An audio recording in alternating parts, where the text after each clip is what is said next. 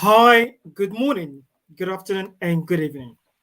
We are live on Facebook, LinkedIn, and YouTube. My name is Eric Francis Menu, and today we have a special guest in our midst. As some of you have known, I have hosted this program for the past almost a year now, and it has been an honor to have so many great speakers. We had Cassia, Melanie, so many of them. The list goes on. Max, we also have Ian Day. But today, we've got another one special guest all the way from Ghana, my motherland, who is here today to join us on this very important topic. The topic for today is emotional intelligence. Before I go further, I would love to introduce my guest of tonight.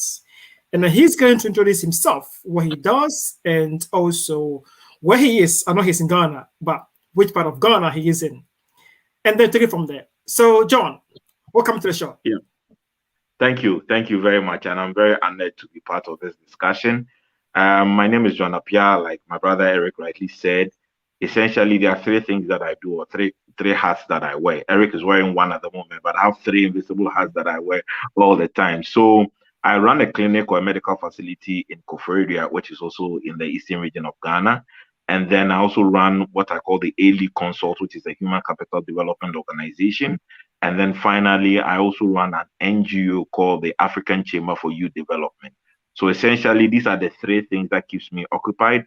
And by virtue of doing these three things, I've learned a lot by experience what emotional intelligence is and how it affects business and all that. And I'm very happy Eric has brought me on board today to be able to discuss with him the impact or the importance of emotional intelligence on business and then in the corporate world as well. Eric, I'm grateful for this time. Excellent. Thank you, my brother, for joining me. It looks like you're a very, very busy person. And you said all these three projects that you're running, keep it going. Which one, I'm going to pick your brain today before we go to the topic. Which one is dear to your heart? Or which one do you spend more time? Eric, I mean, you're in the habit of putting me to the corner. So now all the people that I work with are listening to me. So how can I just go in and then do one? But I'll be honest with you. So the clinic I'm running is something I essentially inherited. My main baby or project is the A-League Consult and then the African Chamber for Youth Development. The clinic is about 40 years old, and the A-League and African Chamber is about 2 years, 3 years old. So, of course, I sort of have a lot of inclination towards the A-League and the African Chamber for Youth Development to allow me to be able to grow those businesses also to a level where it can also make great impact as the clinic has made that impact. So in terms of balancing my time, I sort of spend more time with the A-League Consult and African Chamber for Youth Development because it is at the growing stage and I need to pay a lot of attention to it. So Eric, I'm sure you got what you wanted. Right. I'm going to touch base on the two projects, the A-League Consult and then the African Chambers of Youth. Now, are these purely for young people or for businesses? Because someone like me, I've been in UK for 20 years. I do come to Ghana, but I'm there always a month, maximum week. So what is your target audience? Who are these people? Excellent. So the A-League Consult is a strict business that necessarily doesn't have age restrictions, but essentially we are targeting businesses, companies, organizations, and what we seek to do as a human capital development organization is to help or partner with HRs in the various organizations and businesses to develop their human capital strategies they can employ, capacity building sessions and skills enhancement sessions that can help them make the best out of the human capital or the human resources that they work with. So the A-League Consult is a strict business, profit-minded business. The African Chamber for Youth Development is the NGO side of it, which specifically targets young people across the globe, young Africans, I should say. So for now, we're operational in Ghana, in Nigeria, and then in Sierra Leone. But with time, we want to get to the point where any young African anywhere on the planet can connect to us and we can help them to develop their leadership skills. Because essentially, what the African Chamber for Youth Development does is to focus on building the next generation of leaders. So we focus on building their skills, their capacity, and helping them to be able to get to the point where we know that the future of Africa is in the hands of people that are capable and competent. Because I must admit, I'm not too happy about how things are going. I think that a lot of things can be done. It may not be done in my lifetime, but if we're able to raise another generation that can continue with what it is that we're doing, I'm sure we'll be able to make that kind of impact. This amazing, project that you've taken, huge initiatives. So may I ask, are this funded program funded by the government, or how do you fund it? How do someone get in touch? We will delve into today's topic, but I'm so curious about your project, especially the two projects. How do you fund this? Who are your sponsors? How does it work? Great. So for the African Chamber for Youth Development, so far, all that we have done, we've done a lot of very important interventions, and it has been solely funded by family and friends. What I believe in as a leader of the organization is that we need to show people what it is that we're capable of doing. We need to invest the little resources we have in building this thing for people to understand that, yes, we're not just out there looking for funding, but these are things that we have done that have worked. These are projects that we have invested our sweat and our toil in, and our funds and our finances into it.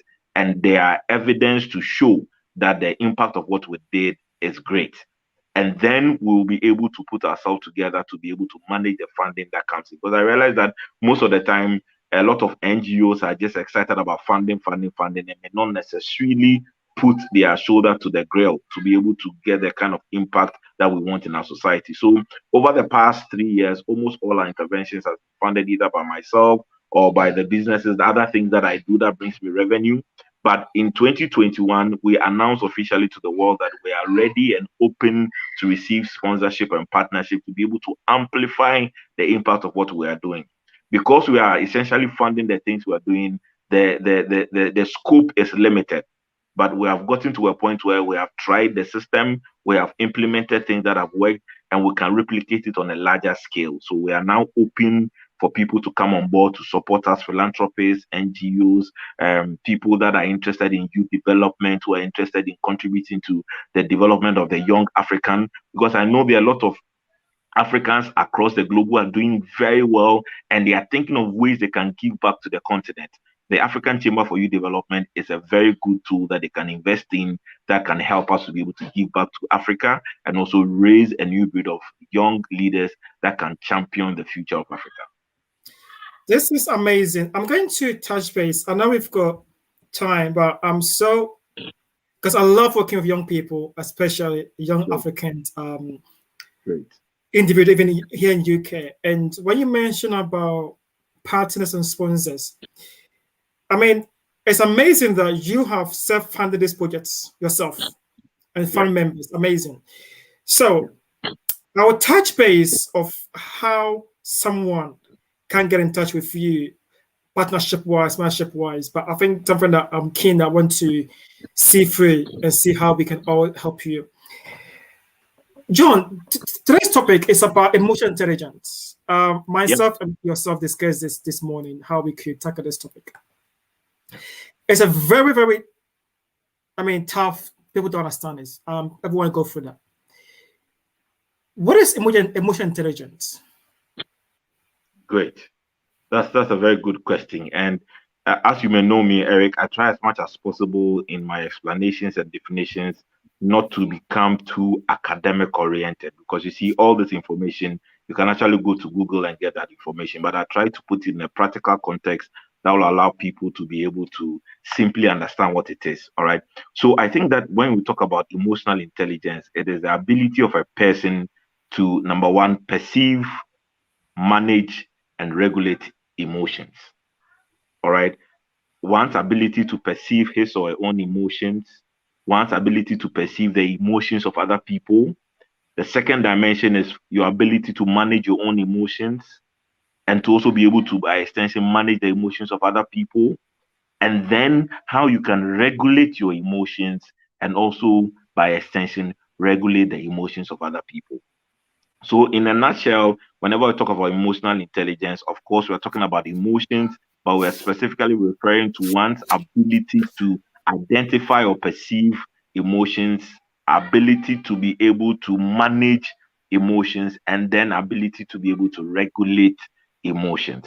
So, for the purposes of these discussions, I want us to look at it in that broader context.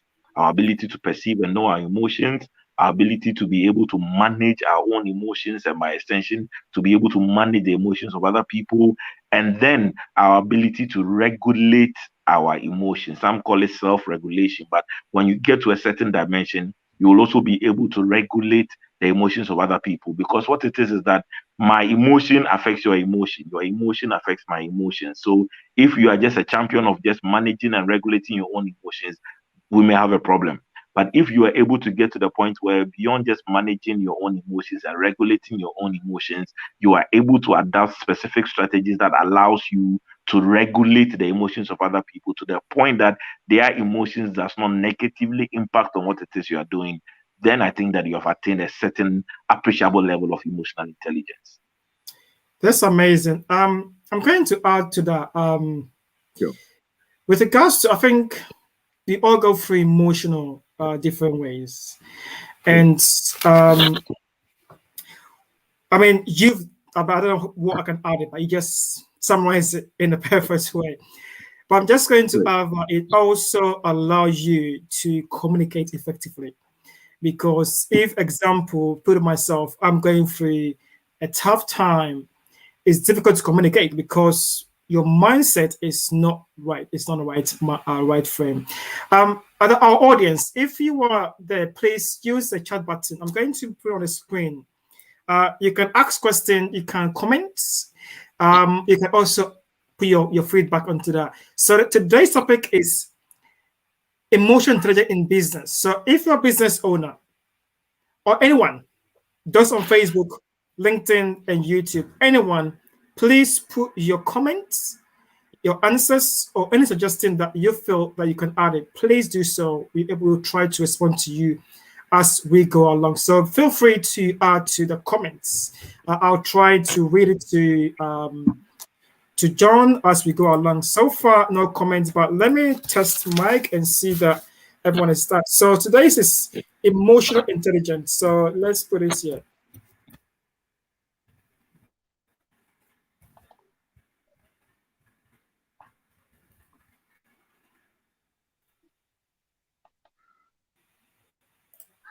Bear with me as I type this, and then hopefully we could session. So what is your understanding? I'm typing this. So anyone on Facebook can see my comments. Anyone on YouTube, anyone on Instagram can see my comment. What is your understanding of emotional intelligence? Please add to your comments. You could see the comment on your Facebook, LinkedIn, and YouTube ad, and we take it from there. John, so today is more about how we could help people, those in that, like in business, in those business world. You've touched base on perceive, manage, regulates. Yep. How do we manage our emotional intelligence? So we are talking about business owners, but I'm sure there are people individual that want to manage our emotional intelligence. Yeah. So I think that the key thing is for you to be able to first of all identify your emotions, your ability to perceive your own emotions. Because you see, it may look very simplistic, but not everybody is, able to identify or perceive their emotions.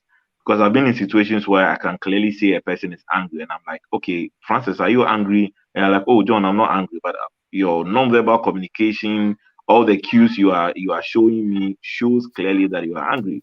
But you as the individual, you do not admit or accept that you are angry. All right. So I think that the first step into managing your emotions and by extension improving emotional intelligence is to be able to identify your emotions. And it's important because there are certain times, there are certain emotions you feel that you are not able to even explain. You are not able to box it or put it in a particular category. Is this anger I'm feeling? Is this frustration I'm feeling? Is this sadness that I'm feeling? Is it disappointment that I'm feeling? I think that you need to be able to understand the emotions you are going through to be able to help you to manage the emotions you are going through. All right. It's a funny thing. I have a friend of mine, when he's beginning to get angry, he sees it. So in a conversational engagement, he tells you that, John, I am getting angry. And I'm like, okay, so how do you know I'm getting angry? So, well, I know the signs and the signals that tells you that I'm getting angry. All right. So the point I'm making is that you first have to know yourself. You first have to be able to understand yourself. You have to be able to understand the emotions you have. You should be able to identify the emotions that you have. And that is a very important thing. In some circles, they talk about it as self-awareness. Because until you reach the stage of self-awareness, there's very little you can do to improve your emotional intelligence. So, Eric, I think that one of the things that I would say, whether you're a business owner, you work for somebody, you're a student, or whatever it is, you should be able to understand your emotions. You should be able to identify and perceive your own emotions to be able to help you to manage and to regulate it as well. I'm going to ask this question. How do we, as a human beings, develop emotional intelligence? How do we develop it? Do we born out of that? Is that based on culture, based on religion, based on environment, or just based on our personal lifestyle? What is your view on that? Because it's a big topic, especially this pandemic time. Exactly, exactly. And I'll be honest with you, all the factors you have mentioned greatly influences a person's emotional intelligence. These are things that we cannot hide away from. All right.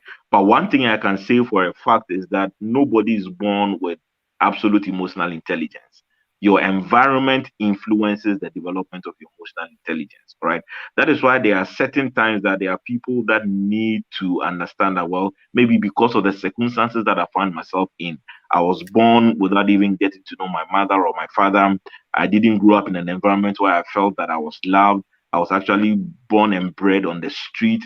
Therefore, there are certain emotions in me that I express that sometimes if I meet people that are well mannered, well cultured, who were brought up in a prim and proper way, they're unable to get along with me because they don't understand me. All right. So all these factors you mentioned, including religion, all these things influences a person's emotional development and by extension, a person's emotional intelligence. But the good news is that irrespective of the natural tendencies or proclivities that comes to you by virtue of your emotions, you can control your emotions.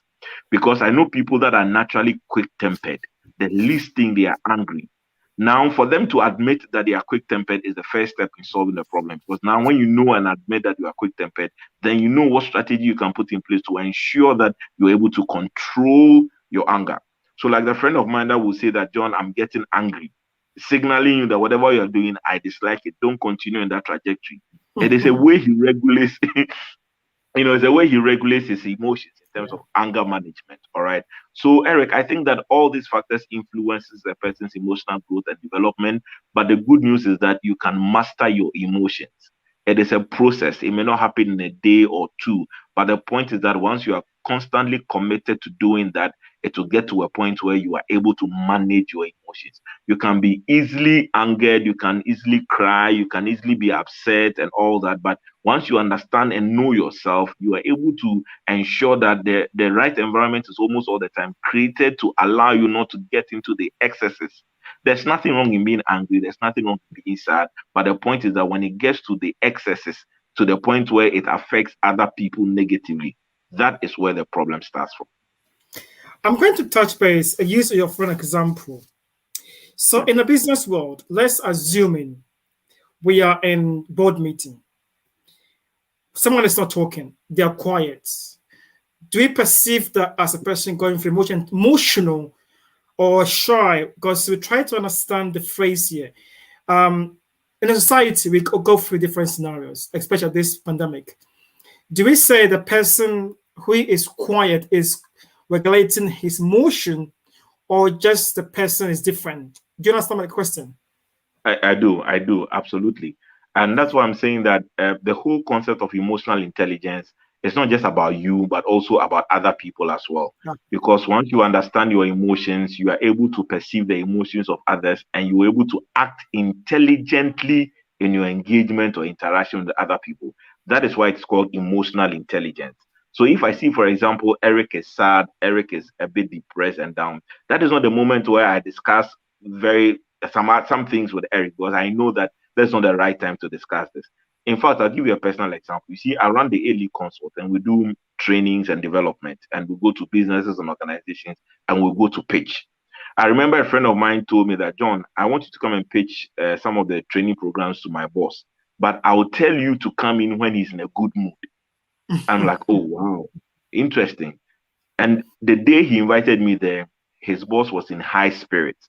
And of course, the pitching was on point, excellent, and there was a buy in. All right. So that person acted intelligently in terms of understanding the emotions of other people. He didn't bring me in at the point where the boss had come from a board meeting and has been lambasted and already angry and screaming and shouting for me to come and do my presentation. Yeah. In the same way, it will surprise you that even the people we work with, those that are emotionally intelligent, they're able to read or gauge our emotions before they engage with us. Okay, so the whole idea is that if you engage or encounter somebody who may be quiet, who may be showing certain signs and this and that and this, because you as an individual you are emotionally intelligent, you are able to perceive, understand, and therefore manage the circumstance or manage the situation. All right. So I think that you need to be very observant if you really want to be an emotionally intelligent person, because it's not just about what the person is saying, but it's about the person's nonverbal cues, the person's mannerism, the person's expressions, and all that. You put it all together to allow you to make a decision, allow you to make a choice, allow you to be able to take an action. Because if you don't read the emotions of others very well, there may be other times you may end up hurting yourself. So let me give you a typical example. I am an employer, and it is not every time that I'm able to pay salaries on time. Sometimes, due to circumstances beyond my control, salaries may delay a day or two. So if in such an atmosphere where salaries have been delayed, that may not be the right time for me to begin to or come to the office driving a big car, or playing music all around, or for my workers to see me happy, enjoying and laughing and giggling and all that. Of course, then they will tell me that this boss is not a sensitive person. You have not paid salaries and you have earphones plugged to your ears and you are dancing and singing along the corridors. Of course, people will understand that you are not exhibiting a lot of emotional intelligence. You may be very intelligent in terms of your ideas and your competencies, but if you are unable to apply intelligence in managing your emotions and emotions of other people, then you are bereft of emotional intelligence. Well spoken. Another one that someone asked me this morning, I was preparing my topic. Can we control our emotional intelligence in physical way, i.e., exercising? Can we manage that? Because that's why it's through the mind, the soul. Can we manage our emotional intelligence through our, let's say, exercising or anything outside our scope? Can we do that? What is out there? Absolutely, 100%. You see, to a certain large extent, the way we manage stress is a ramification of emotions. Okay, so for example, that friend of mine that I know who easily gets angry, when he's becoming angry, there are some physiological signs he sees, and these are physical signs. The heart rate begins to increase. Okay, obviously as a result of the release of adrenaline in the body. So it's like you are met with a wild dog. Immediately, without even thinking, your heart beats faster because your body will have to work faster and quickly to be able to flee or fight. All right. So there are physical ways that can help you to manage your emotions. So sometimes I know people, when they get very angry, they just take a very deep breath for like 2 or 3 or 5 times and then calm down before they attempt to respond. Because sometimes in a state of anger, you may say things that you may regret. So for people that know themselves and understand their emotions, they're able to engage some physical activities that helps them to be able to reduce, the impact of their emotions on them. There are people, when they get very annoyed or very agitated or depressed, some may even prefer to eat chocolate. I know a lot of young ladies, when they eat chocolate, in a way, it helps them lift themselves out of that moody circumstance or situation. I know people that unfortunately take to drinking as a way of, dealing with their emotions. It may not be the best because there are other implications of alcohol on the body and all that. All right. So the point is that there are some physical measures you can adapt or use that can help you to regulate your emotions. It may not be for every single emotions, but of course, there's a way that you can, manage your emotions. If you're a football fan, you realize that when footballers score, they have ways of celebrating because Yes. there's a lot of pent up emotions in them. Some will scream, some will shout, Yeah. some will take Yeah. a particular pose, some will dance. All these things are ways of expressing the pent up emotions that are in them. All right. And sometimes too, people cry when they get very emotional as a way of relieving themselves of the impact of the emotions. So after they cry, they are fine. And remember that crying cannot only be because you are sad. Sometimes people get overjoyed and there are tears of joy. All right. So those things you can't necessarily control. When you are sad, emotionally hit, it can affect you physically to the point where there may be physical signs to show that this is the state of emotions you find yourself in. That is the cue or the clue that indeed there are physical things you can do that can help to manage or regulate your emotions. John, you've touched on so many things here. You mentioned about people drinking, crying, and also out to people smoking. Again, where you Yeah. control that mindset or that emotional. So those of you who are online who can watch us, I know people are already with us. So please do comments, do give us feedback.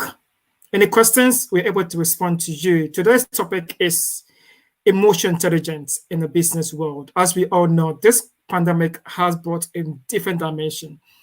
The way we live our life have changed and it will change forever. So I think this topic is for everybody, not only business owners, but everyone that else around the world has been impacted by this COVID. So please leave a feedback and comment if you can. John, I want to go into different dimension here. Because when they talk about emotional intelligence, people seems to think it's just for some certain people. Because they say, oh, I don't have that. I've never experienced that. I've never, maybe in some culture it's taboo. I can tell you. That's right. In some culture it's taboo. On the next half an hour, I want us to touch base. If something is taboo, because as I say, in some culture, which I do now, you don't talk about emotional intelligence because it's more like you are weak. How dare you talk about that? How do we educate ourselves? And those that I use the word taboo, how do we educate ourselves that I can come on and say, hey, I'm going through this issue, I need help. How do we go? How do we support these people? So I want us to break this next different session. Yeah. Yeah. It's a very sensitive issue.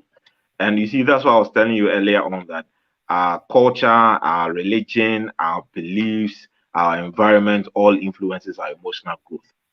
In fact, growing up, one of the things I was told was that a man doesn't cry.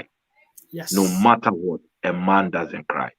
And that got into some of us to the point that even when we were beaten in school for being mischievous, we just couldn't cry in front of everyone. We would No. wait when everybody is away, then we'll And then go we into our cry. chambers and then we cry and just imagine. All right. I But remember those the days. point yeah. So the point I'm trying to make is that in some cultures it is essentially a taboo to manifest your emotions or to show your emotions. So there are times that not just in cultures, but even in certain occupations. So, for example, in the military, I mean, sometimes I watch the way some of them are trained. They are being slapped. They are going through a lot of difficult circumstances, and you see them with a stern face. Nobody is smiling. Even if your commander decides to slap you, you don't even touch your face to feel the pain because it's something that is occupational, and all that. So I think that it's a very sensitive thing. But what we can do is to help people to understand that in as much as we want to be rational, in as much as we want to be logical, our emotions will always have influence on our choices and our actions. All right. And sometimes if you help people to get to that understanding, then they're able to appreciate that, oh, okay, so even though I am showing some emotions, I'm not admitting those emotions, but those emotions are influencing or it's influencing my choices and my actions. All right. The moment people come to that understanding, they are able to then decide that, okay, then I need to do something about managing my own emotions, regulating my own emotions, and by extension, being able to manage or regulate the emotions of other people. So, what I would say is that we have to tread cautiously, especially where certain cultures, certain work or occupations frowns on people exhibiting or manifesting or expressing their emotions and all that. The human mind is like that. You can train yourself to do a lot of things. Yeah. All right. And not all of us have the same level of capacity to be able to handle certain emotions. So Okay. maybe for you, when you get agitated and angry, you are able to sort of, keep a cool head and still do what you have to do. There are people that get angry and they throw tantrums. You can't control them because they are just angry. All right. So it's a sensitive topic. And because we're all different people, it takes a certain approach to help people to, first of all, understand themselves and know that, well, this is an emotion I'm exhibiting and I'm expressing. And it is influencing not just my decisions and actions, but also the people that I work with. All right. So in the case where a particular culture frowns on people manifesting their emotions, and we work in a diverse world, Yes. the working Yes. environment is Yeah. diverse people from different environments. All right, and sometimes that's why we need emotional intelligence. So important to be able to understand people's emotions and perceptions, to be able to make the right choices and make the right decisions. Let me use myself as an example. I did work with an Islamic secondary school, and I'm a Christian, but by virtue of work, I had to work within the Islamic environment.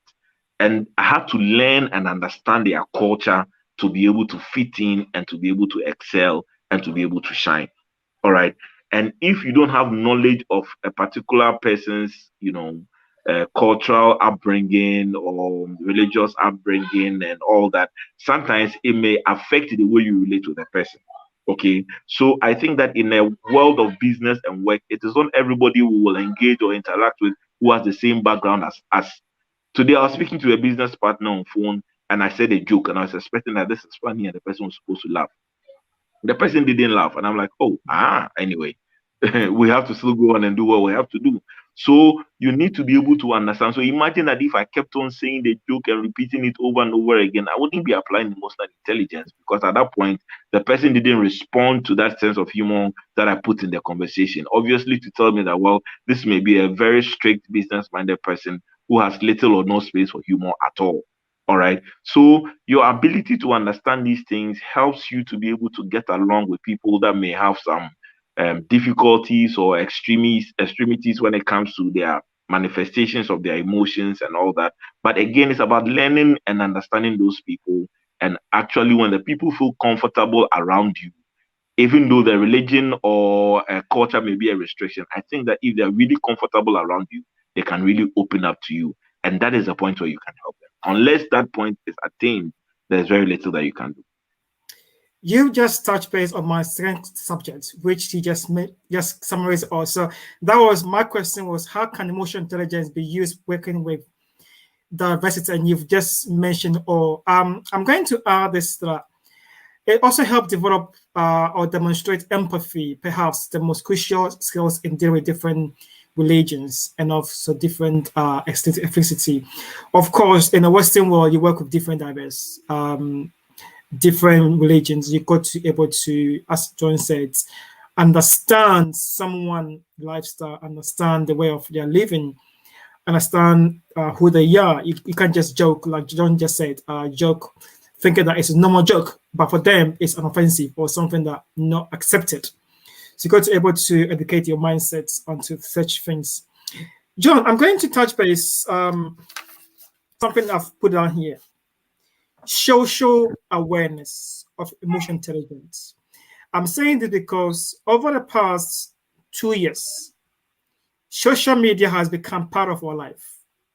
People say things on online, people comment, people say many stuff. How do we practice social awareness of emotional intelligence?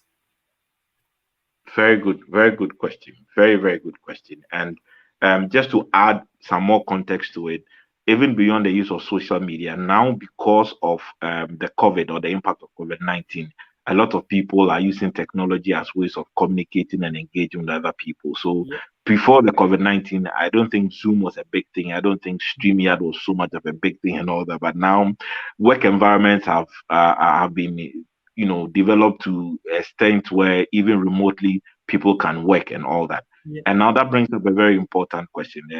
You see, sometimes people think that it is only when people verbally abuse or say things verbally that can affect your emotions. Sometimes somebody can just write a comment or even just an emoji. Just a simple single emoji can trigger some emotional outburst, if not well controlled, can be detrimental.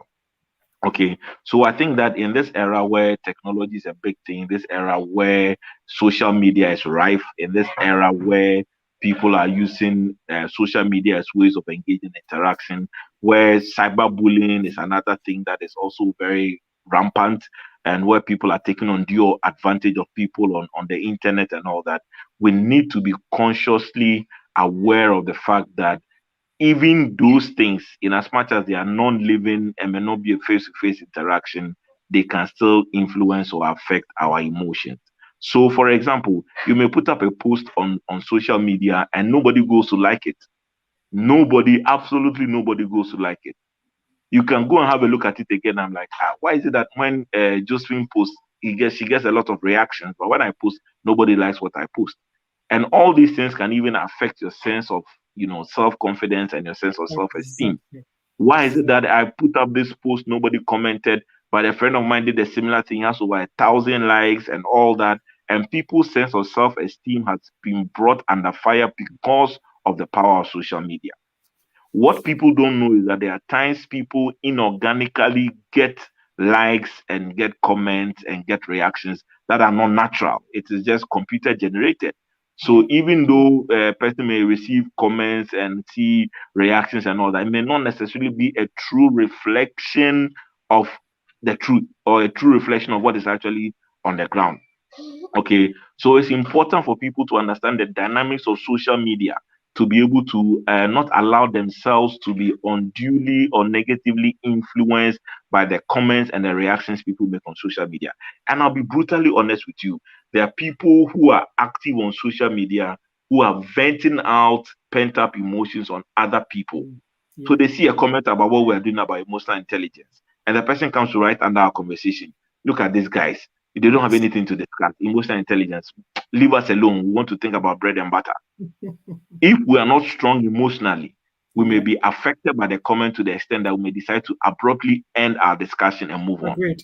You know, Agreed. so people will need to understand that you don't have to necessarily react to everything that happens on social media. Because if you are reacting all the time to the things that happen, some people even say things and they don't mean it. Look, I've had people come to comment on my post, people who don't have an idea whatsoever about whatever I was talking about, but they just felt like commenting. It was just interesting that there was a particular guy I inboxed and followed up and said, Chief, this comment you made, it's interesting. No. So do you understand that the dynamics and this and that? And I said, Master, I don't know anything. I just felt like posting it and I just put it out there. And I'm like, wow, do you know what you just did? So we need to understand that there are people that are really making a name for themselves because they are making very funny comments and making very sometimes derogatory comments and making all kinds of sarcastic remarks just to gain popularity. So you don't have to take all these things very seriously. You don't have to take all these things personally, because the moment you allow it to enter into your space, then you may be negatively impacted. And I should also say that there are some people too who are active on social media who don't know what they're about. They can click a particular emoji and may not even be able to understand what that Nice. emoji represents. So you write something about, let's say something bad happened to me. Somebody puts up a smiley, and the person, it's like the person is smiling. For all you know, Mhm. the person doesn't even understand that, hey, It's this thing not. that I put, this is Yeah. what it means. Somebody goes to write LOL, in response to something you have done. For all you know, the person doesn't even understand the impact or the essence of what the LOL that he or she has written. All right. So the social media world is indeed a very delicate space we need to manage very well. Because I can say that a lot of the depressions people are going through, Yeah. some may be linked to the experiences and encounters they have on social media. And it's unfortunate, but that is what it is. And there are people that are, faking everything, who are putting up things that are not theirs just to get the acclaim and the likes on social media. But if you meet them in person, they have poor self-esteem, low sense of self-confidence. You are even far better than they are. But again, because social media is gaining a lot of popularity, a lot of people are building their emotions on social media. And that's where the problem comes. That's where the difficulty comes. So I know people, when you block them on social media, they take it too personal. Why have you blocked me? Who do you think you are? What right do you have to block me? And I'm like, it is my page. I do what I want to do. But that is also to say that you don't get too emotional that everybody that comments, you are blocking people. At the time you realize you don't have anybody, following you, or anybody, sort of listening or watching or whatever it is. So we need to still maintain that emotional balance, even if we may not be face to face engaging with the people we're interacting with. We should remember that the impact of what it is that we do makes a big difference. And I would like to use the example this afternoon when, unfortunately, our initial time had to be changed because I had a prior commitment. Eric, I must be very honest, you handled it very, very well. Very, very well. And I am utterly impressed by the way you handled it, because you could have done you could have gotten angry, you could have decided to cancel the whole thing and all that, but you quickly adjusted and we moved on. And I'm very happy you did that, because for me, it is a clear indication of the fact that you understand the power of emotional intelligence. Because you see, this is a social media engagement we're having, and you couldn't afford to risk it and say that, oh, this and that, but you managed it very well. You did a post and then you announced a new time. That is perfect management. And I'm praising you because just 2 days ago, I had a discussion with somebody. I'm organizing a program and I wanted a speaker to come on board, but there were certain disagreements along the line. Can you imagine? Because of these disagreements, the person said, "Okay, John, I'm no longer interested. I want to withdraw from this thing." I'm like, "Oh, Chief, there's no problem that we cannot discuss. There's no difficulty that we cannot discuss." But again, it is a measure of a person's emotional intelligence. And for me, this afternoon, what you did, remarkable. Well done, Eric. Thank you. I appreciate that. Thank you. So with regards to the social media aspect, what are some of the tips that we can give away to those that, I mean, I know few of my friends that Facebook is their life. If they don't comment, he or she will text you, "Can you comment, please? Can you like me, please?" I got it all the time, and I ask myself, that is not good life, but that's what the person is. What is our tips for those that spend their life on social media? What can we advise them? What can you give to them? Great, great, great. So this is what I'll say. I have realized that there are times that people actually see what it is you have done, but they choose not to comment. Yeah. And in social media language, you call them the silent followers. So you have put up a post, they have been inspired, they have been motivated, they have seen, but they will just not comment. They will just not like. They will not just say anything and move on. All right. And there are others too who are fake, in the sense that they will just even like something without even reading it. Because sometimes you even send a WhatsApp message to somebody, a message that is supposed to take like 30 seconds for the person to read. Within 2 seconds, the person has just liked it, and you're like, "Hey, Chief, are you sure you read this thing?" Or you make a post on Facebook, within 2 seconds, somebody comes to like it. And I'm like, are you liking before you read, or you read before you like? All right. So it is understandable for people to get to the point where they should not take too personally the things that happen on social media. I like the word personal. Yeah, don't take it too personal at all. Don't take it too personal at all. There are times that even there are some friends you have on social media, you may meet them in person, you may not even recognize them. Yeah. Because you see, social media has a way of making people look a certain way, as it were. Yeah. I've met people and they're like, "Are you John?" I'm saying, "Yes, I'm John." Where have we met? "Oh, LinkedIn." I'm like, "Wow." And you were able to read beyond LinkedIn and actually identify me in person. It happens sometimes, all right? Yeah. But the first thing is that don't take it too personally. The second advice I'll give to them is that don't build your sense of self-worth or self-esteem based on the comments or the reactions you get on social media. Because like I said, there are times you may meet somebody and say that, "Oh, John, I like what you're doing. Eric, I'm really a fan of the live videos you've been doing." And Eric is like, "Are you sure?" I say, "Yeah, I'm very sure. Last week you had a discussion with this and that and that." Like, so how come you didn't comment? How come you didn't say anything? I said, "Well, I'm a silent follower." So you need to make up your mind not to build your sense of self-esteem and self-confidence around the reactions and the comments that people actually give on Facebook or social media. That's the second thing.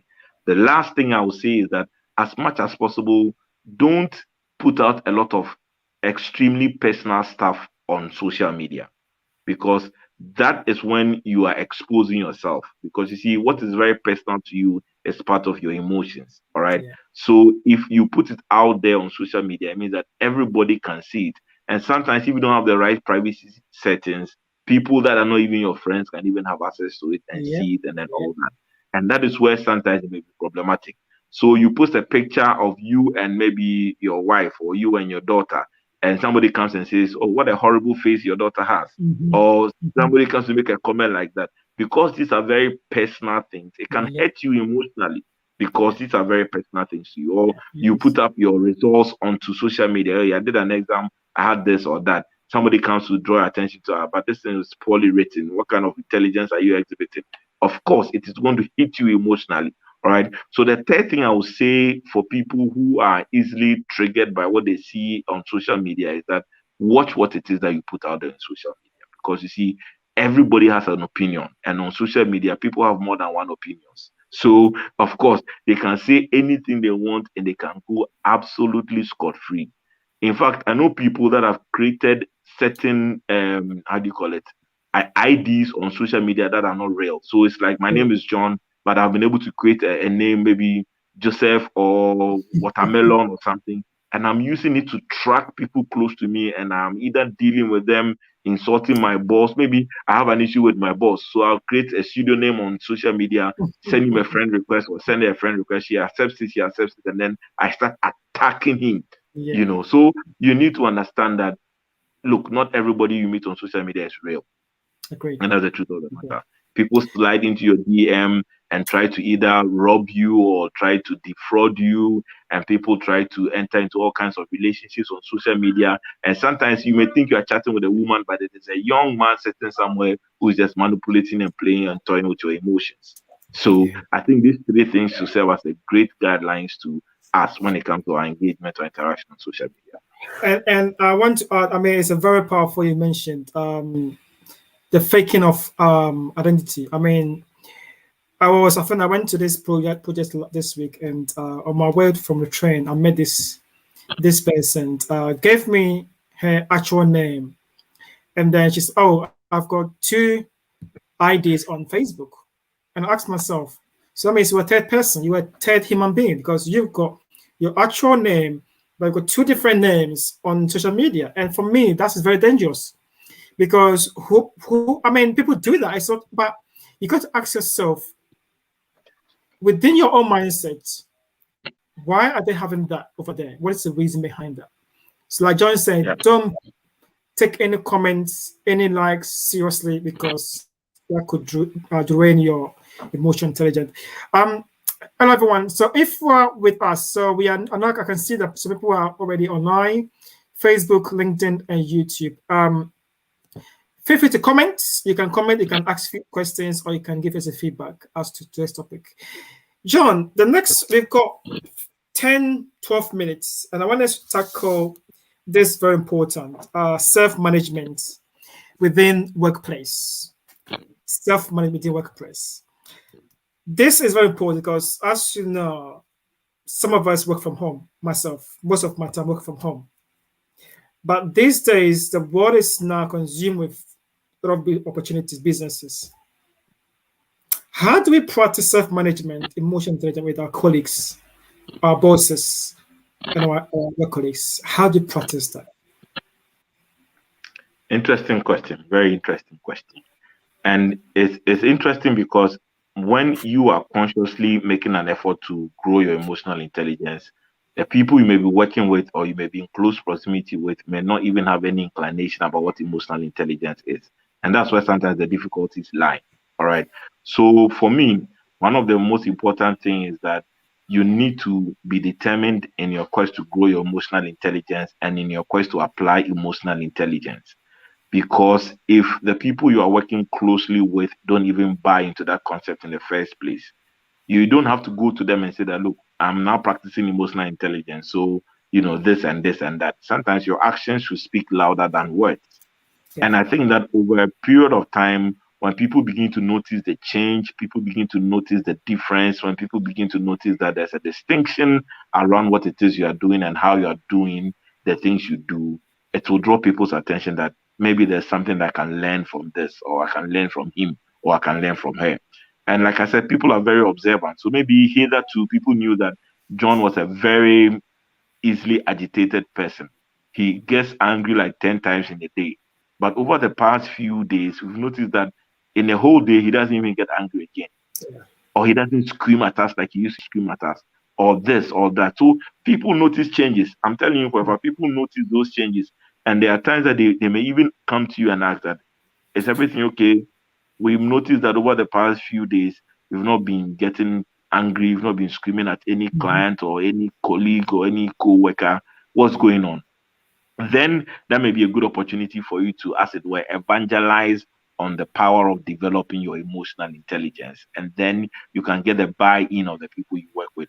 But until then, have it in mind that, well, it is about me, first of all. It's about me learning how to identify my own emotions, learning how to manage my own emotions, and learning how to regulate my own emotions. Because can you imagine if I can handle my anger and I come to you to advise you on how to handle your anger? Of course, it will get you more infuriated and more annoyed. So it's about first learning to perceive your own emotions, learning how to manage your emotions and regulate your own emotions. And over time, you begin to the people around you begin to see the difference. Because you see, as they say in science, every action has an opposite and equal reaction, or every Yeah. reaction has a blah blah blah. What it is that sometimes you're like a mirror. So if people come and vent their spleen on you and you're able to control your emotions and you don't react like the way they preempted you're going to react, it gets them to, be attentive and say, oh, okay, what is different about this guy? What is different Mhm. about this girl? It is because you have learned to apply emotional intelligence. So over a period of time, people begin to see the change. And you see, you can't control everybody, but you can control your reaction to people. So it is your decision to say that, well, I'm also going to get angry and I'm going to hit him back. It is your decision to say, I'm also going to scream back at that person. It is my decision to do this or do that. You, it is you. So it is your decision to make. But you cannot decide for your colleague or your boss or your superior or your supervisor. But at least your own reaction can be enough testament of what it is that you are going through in terms of your development of your emotional intelligence. So, Eric, what I would say is that you just have to make a very conscious, determined effort that you're going to improve your emotional intelligence at work, in the line of your business, and you're going to apply this knowledge and this awareness that you have gotten into to help you to make better choices, to help you to make better decisions. And I can say that there are some salesmen and saleswomen that are doing very well because they are applying the power of emotional Yeah. intelligence. There are some customer service people that are doing extremely well because they Yeah. are applying the Yeah. power of emotional intelligence. There are some certain colleagues at work, they are always the outstanding employees because beyond their competence, they are able to apply emotional intelligence, and it is helping them in getting along well with people. It is helping them to be able to work together in the team. And most importantly, in this stress laden world, you need to be able to manage the stress that comes to you. And Mhm. people that are emotionally intelligent are able to manage the levels of stress that they encounter or they come into contact with. So people that are driven to the point where they are suicidal, sometimes it's because of the stress at work. If you are emotionally intelligent, you're able to manage your stress very well, or you're able to manage your stress levels. Sometimes you ask yourself, I can't stand this particular superior or this particular supervisor, but how come this person is always able to stand that person? It's about Yeah. managing your levels of stress, making a conscious effort to improve your emotional intelligence because, of course, it will reflect clearly in your engagement and your interactions with your people at work. John, you've just said it all. I don't know what to add. But before we finish this session, what is your giveaway? The reason, the question is people are looking for help, support. Yeah, In UK here, there's so many signposts, yeah, many organizations. In Ghana, it's different. You are a champion of what you do, yeah. and add more about your aspiration, your dedication, and your projects. What support is out there, people to come to you, or what is your intake today? Great. So the elite consult, one of the things or one of the training models we are aggressively engaging with corporate Ghana and businesses to deliver to them is on managing your emotions or emotional intelligence at the workplace. And it is a training model that will actually help you to be able to understand this whole talk about emotional intelligence. And you see, what people don't realize is that in the same way you go to school, you go to the university, you acquire knowledge to improve your IQ. You read and you research to improve and sharpen your IQ. In the same way, to improve your emotional intelligence, it doesn't happen just like that. It is a conscious Mhm. effort. You need to learn, you need to be taught, you need to receive the necessary capacity building that will allow you to be able to operate on a dimension of higher emotional intelligence. And that is one of the things that the A-League consult is aggressively engaging with the business world to let them understand that look, it is not just about people's technical competence and technical skills. Yeah. It is also about them learning how to manage their emotions, how they're able to work together in a team, how they can manage their stress levels and all those other things. It is part of the emotional training. It's a part of building or improving your emotional intelligence. So we have courses that we specifically roll out to businesses and organizations where we bring all of them together for them to be able to understand the impact of emotions on their productivity and on their output.